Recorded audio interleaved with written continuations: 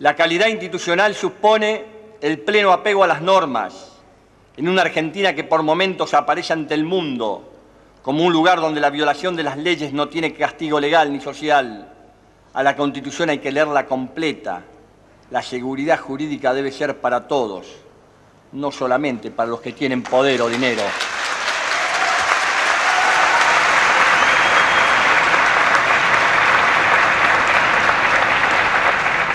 No habrá cambio confiable si permitimos la subsistencia de ámbitos de impunidad.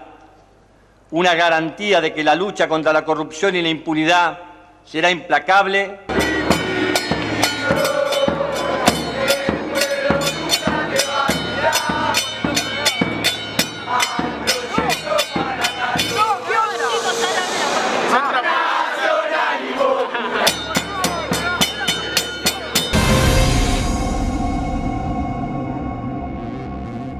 Bueno, está con nosotros Alberto Colomé Garmendia, se lo habíamos dicho.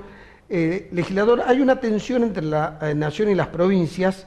Para los que están distraídos, esto lo tomó sorpresa, pero desde el momento que fuimos al Fondo Monetario Internacional, inmediatamente entendemos, los que ya tenemos algunos años en esto, que la tensión se iba a ver porque el fondo lo que pide es un ajuste.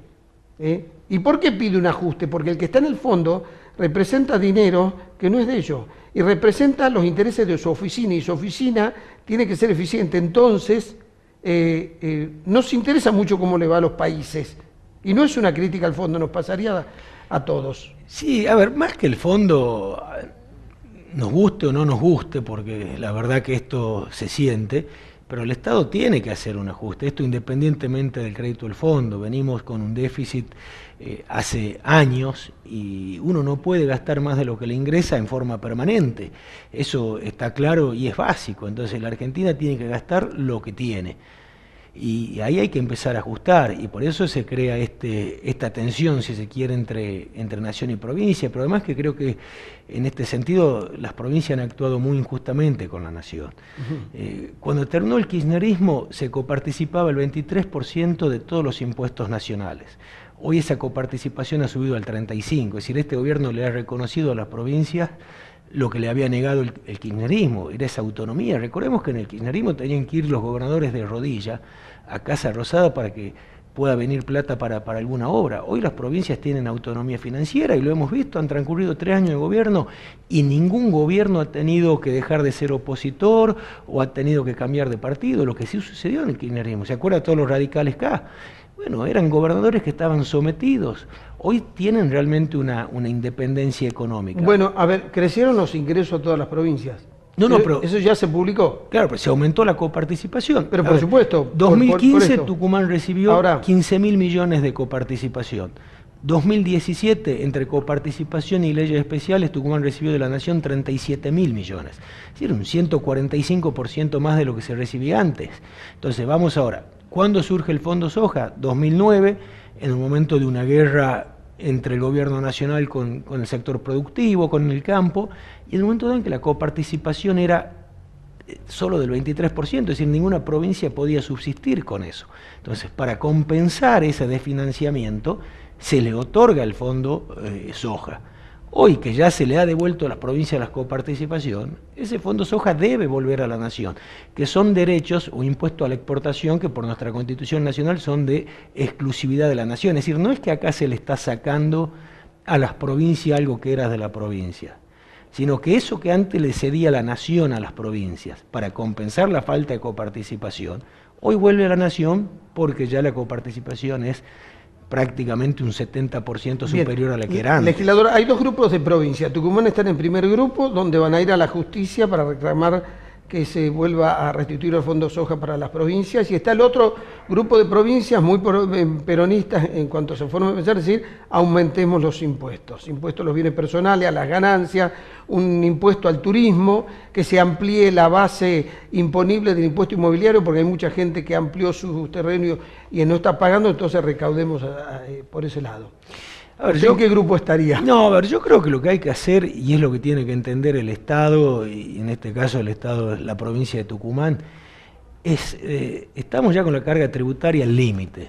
No hay margen para aumentar la carga tributaria. Lo que hay que hacer es hay que bajarla.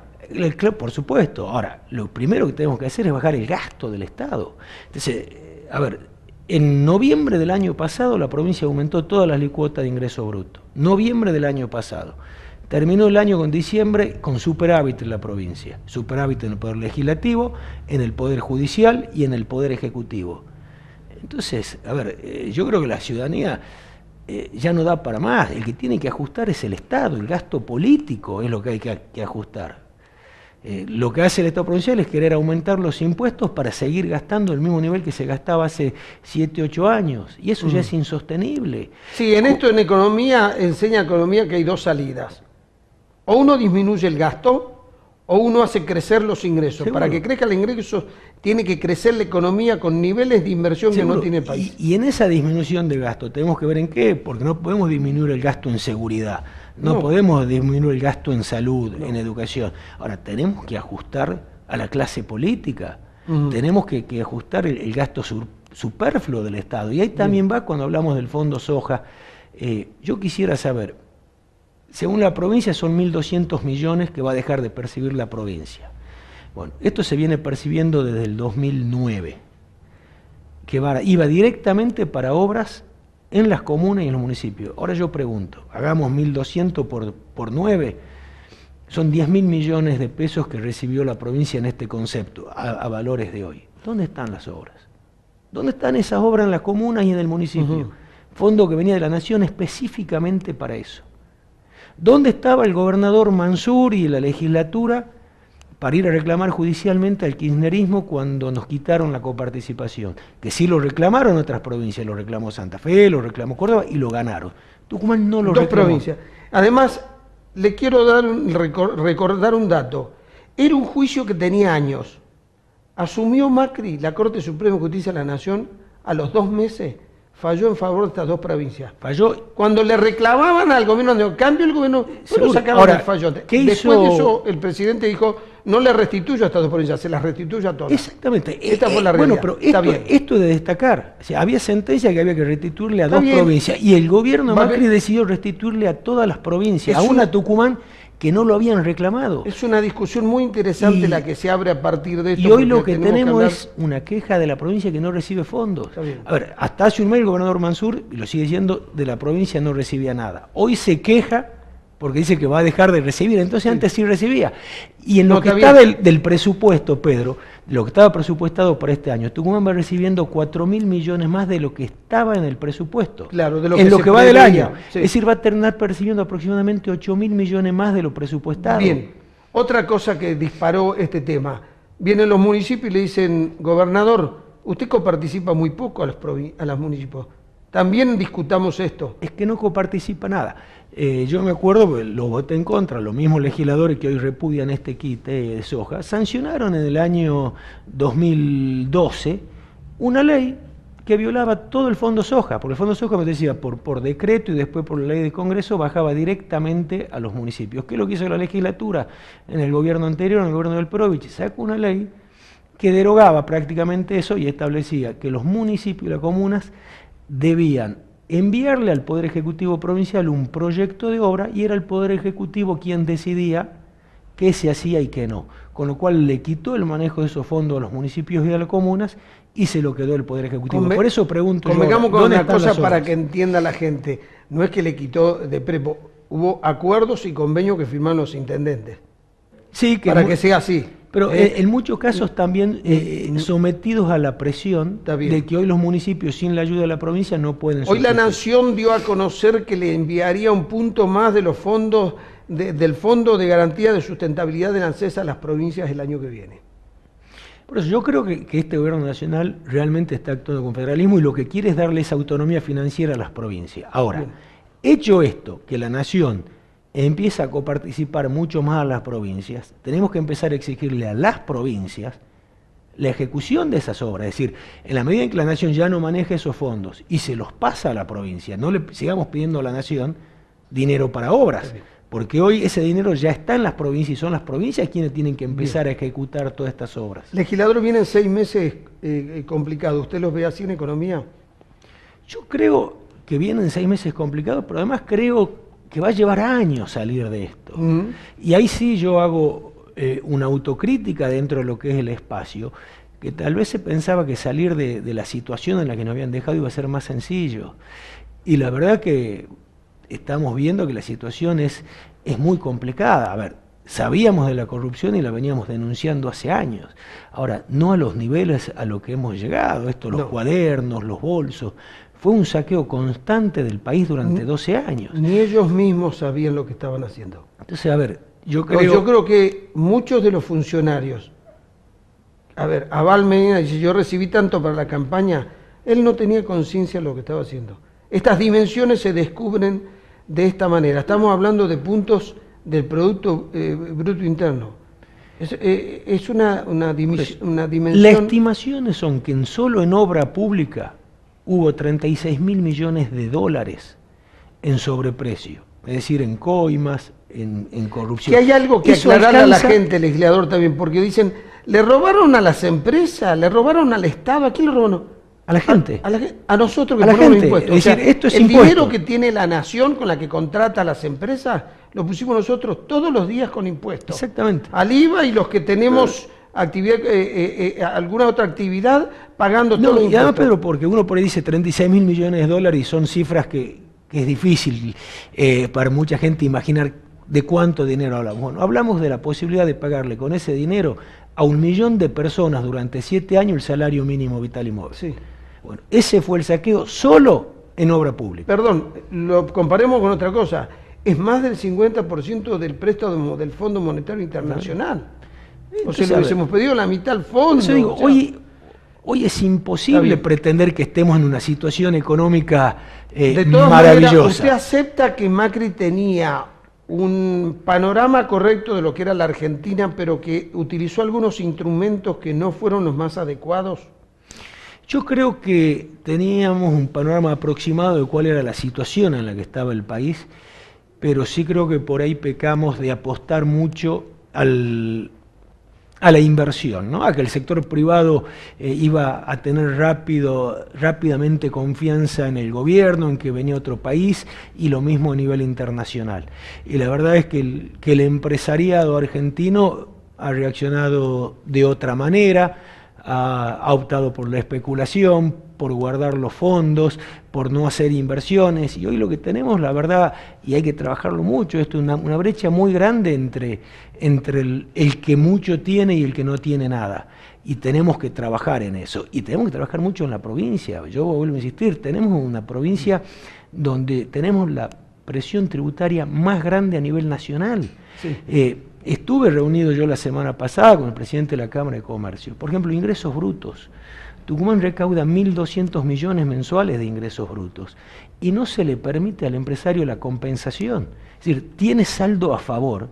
Pero no lo puede utilizar. No lo puede compensar. Entonces, se estima que hay 3 periodos enteros a favor del empresario del sector privado. Es decir, hoy el comercio, o la provincia si se quiere, tiene una deuda con los tucumanos, una deuda interna, de 3.600 millones en ingresos brutos, y eso necesitamos para generar trabajo, sacar esa presión impositiva y que ese dinero vuelva a la actividad. Necesitamos generar trabajo, mano de obra. El gobierno está viviendo una fantasía con dinero nuestro. A ver, quienes tenemos la actividad, tenemos lo que se llama crédito fiscal, que suena elegante, me encanta decir que tengo crédito fiscal. ¿Saben lo que significa?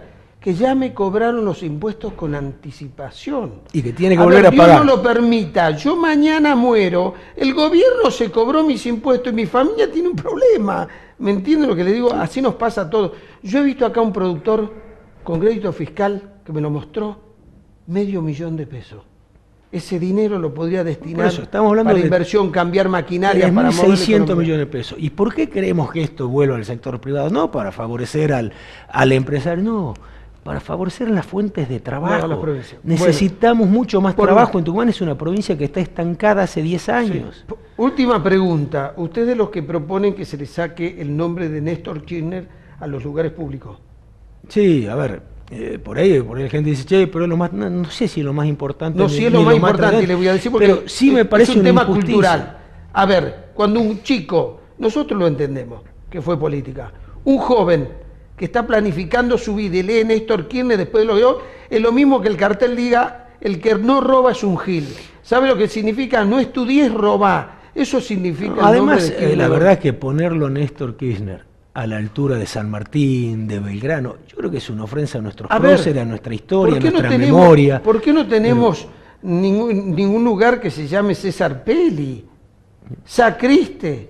Es que tampoco deberíamos tener César Pelli, porque digo, una persona que está viva, yo siempre digo que por ahí hay que esperar que pase el tiempo, ¿no? Para que uno pueda juzgar.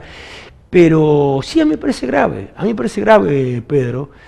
Tal vez no cambie el día a día, pero como vos decís, no creo que... No, es cultural. Si en Argentina no entendemos que los países que surgieron lo hicieron con esfuerzo, con productividad, con higiene, cumpliendo los horarios, cumpliendo los derechos, respetando los derechos de los demás, distribuyendo la riqueza. Además es que lo insólito, Pedro, que nosotros lo proponemos y del otro lado no hay ninguna recepción. Es decir, lo que estamos viendo hoy del gobierno provincial es una complicidad tan grande con lo que sucedió durante esa década kirchnerista en el país que asusta. Lo que sucedió en el Senado, cuando nuestros senadores tucumanos votaron a favor de que no se investigue.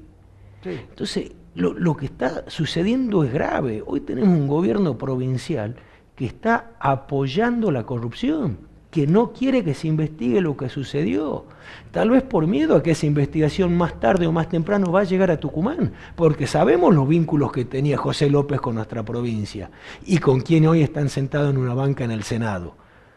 Ahora, no se puede actuar tan impunemente sin un castigo social. No podemos seguir, no puede el Frente para la Victoria de nuestra provincia seguir aguantando y seguir ocultando, impidiendo que la justicia investigue lo que sucedió, por Dios. Bien. Hablamos, vuelvo a decir, del saqueo más grande que hubo en la historia de la Argentina. Gracias, Colombre Garmendia. Bueno, nos despedimos hasta el próximo miércoles. A los que nos quieran seguir por las redes sociales, los que quieran volver a ver el programa, www.puntodepartidatv.com, para los que nos quieran seguir por Twitter, @puntodepartidat, para los que quieran ver Instagram, donde también subimos la nota, nos pueden seguir. Nos despedimos hasta el próximo miércoles.